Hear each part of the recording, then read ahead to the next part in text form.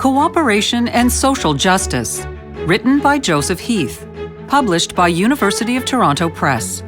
In 6 tightly written, highly original essays, Heath provides innovative, clear ideas of political philosophy that touch on important policy topics today.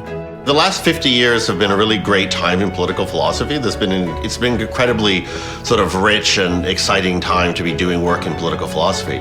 But a lot of that hasn't really been communicated effectively to the public, and it isn't really informing a lot of contemporary debates about social justice and about equality and so forth. Ranging from topics from capitalism versus socialism, profit, egalitarianism, stigmatization, and race relations, this very impressive book will be important for policymakers, challenging them to consider their policy proposals through the lens of feasibility. I'm trying to sort of bridge the more the ideal sort of theory of justice that we have developed in political philosophy, and then the sort of practical concerns that people have about social justice, in social movements. And so there are sort of ideally 2 audiences. So for academics, I'd like them to come away with a greater interest in institutions and questions of policy and how you actually go about trying to achieve the ideals of justice that we sit around deliberating about.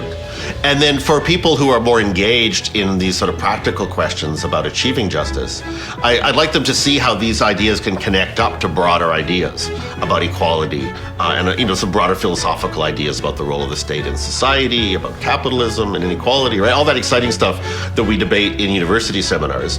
I'd like to sort of people to see how that's also connected to these more practical struggles. Cooperation and Social Justice, written by Joseph Heath and published by University of Toronto Press. So I'd like to thank the Donner Foundation and members of the jury for having shortlisted the book. I'd like to thank the Canada Council for the Arts for a Killam Research Fellowship, which gave me the release time to finish writing it.